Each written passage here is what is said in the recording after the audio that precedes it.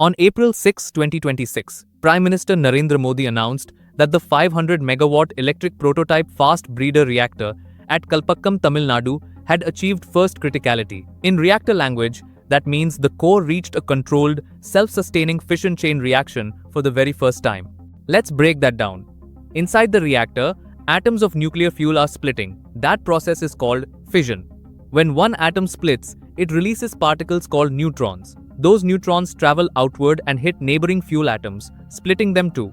For the reactor to operate properly, this chain has to stay in perfect balance. If too few neutrons strike other atoms, the reaction dies out. That's known as subcritical. If too many hit, the reaction spirals out of control. That's called supercritical. Criticality is the sweet spot where for every atom that splits, exactly one neutron goes on to split another.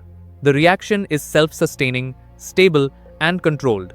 First criticality is the moment a reactor stops being a giant industrial project and starts behaving like a real nuclear machine. That said, it is not the finish line. Full power operation, grid connection, and commercial electricity delivery still lie ahead. The PFBR has to complete low-power physics tests, raise output in careful steps, and prove that its pumps, sodium circuits, steam generators, and safety systems all hold up under load. To understand why this reactor exists at all, you need to know one thing about India's geology. The country has modest uranium reserves, not nearly enough to power a growing economy for generations. What India does have, in abundance, is thorium. About 25 to 30% of the world's total thorium reserves sit in Indian soil and beach sands. In the 1950s, physicist Dr. Homi Bhabha looked at this mismatch and designed a three-stage roadmap to bridge it.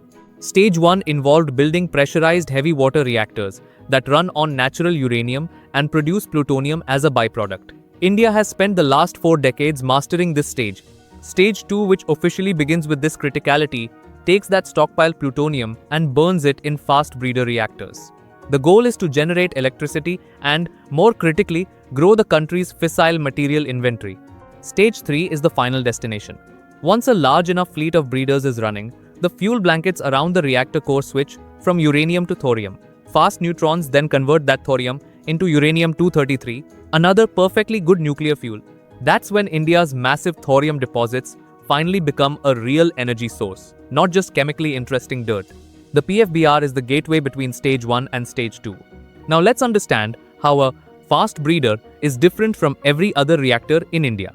India's existing nuclear fleet runs on slow neutrons. In a standard reactor, you want neutrons to decelerate. Slow neutrons are better at splitting uranium fuel. The material used to slow them down is called a moderator, usually water or heavy water, which acts like a brake for these particles. The PFBR has no moderator.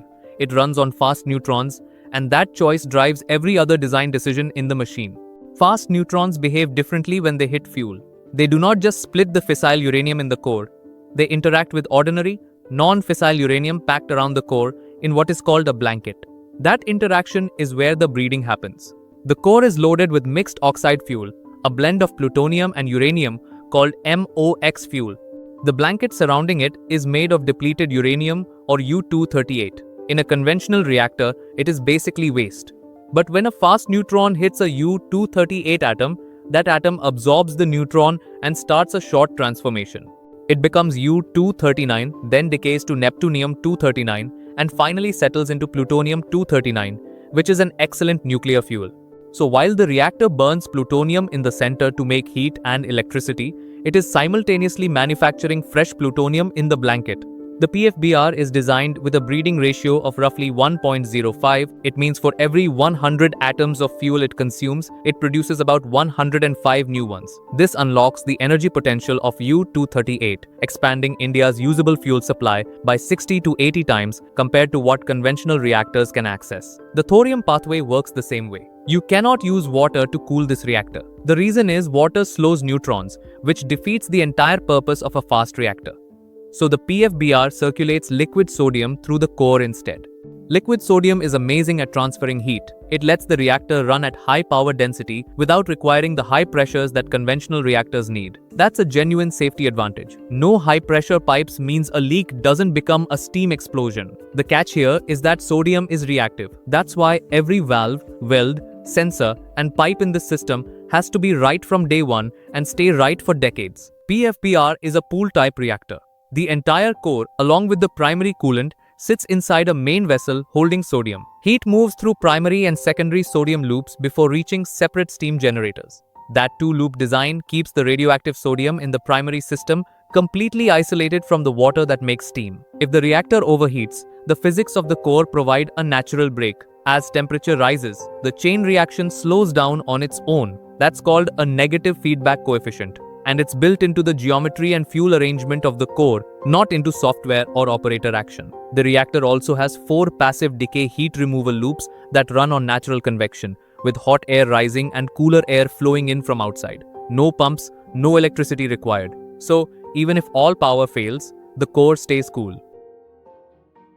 Construction of PFBR at Kalpakkam, Tamil Nadu began in October 2004, and the project was originally expected to be completed by 2010. But it faced numerous delays due to first-of-a-kind engineering challenges, sodium system complications, procurement issues, and the sheer difficulty of integrating systems that India had never assembled at this scale, all of which compounded over the years. The budget reflected that struggle. The project was originally sanctioned at around 3,492 crore rupees, but by 2023, it had climbed to 7,670 crore.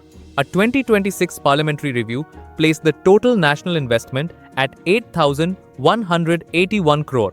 Things finally picked up in early 2024. Narendra Modi visited Kalpakkam in March for the start of core loading, when fuel subassemblies are placed into the reactor vessel one by one.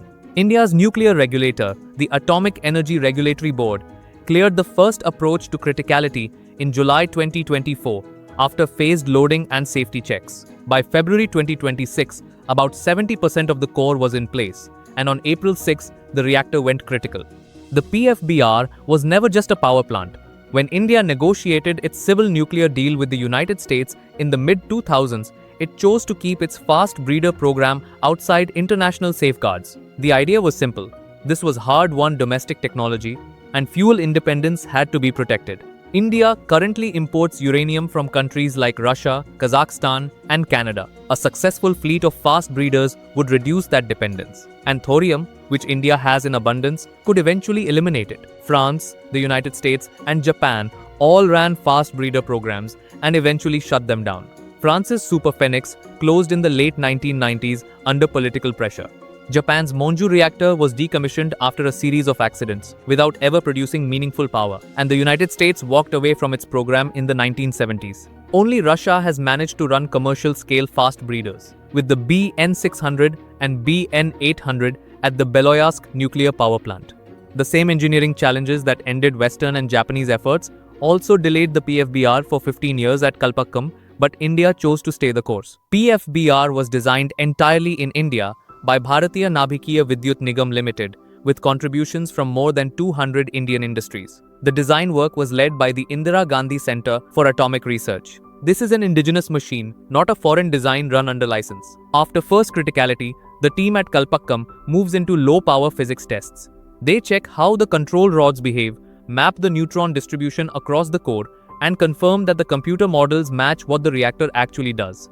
This phase runs at less than 1% of full capacity. Next come the steam generators. The Department of Atomic Energy has told Parliament that commissioning is targeted for September 2026, though whether that timeline holds remains to be seen. Beyond the PFBR itself, the government has said financial approval for 2 more fast breeder units, FBR1 and FBR2 at Kalpakkam will follow first criticality. A demonstration fast reactor fuel reprocessing plant is already operating there, and the larger fast reactor fuel cycle facility, which would close the loop at industrial scale, is under development. The hardest part still lies ahead. India has to prove that breeder power can be reliable, that fuel recycling can scale at a reasonable cost, and that the shift from plutonium-based fast reactors to a thorium-driven third stage can happen within a generation. Thanks for watching. If you found this video helpful, don't forget to like, share it with your friends and family, and subscribe to the channel for more interesting videos ahead.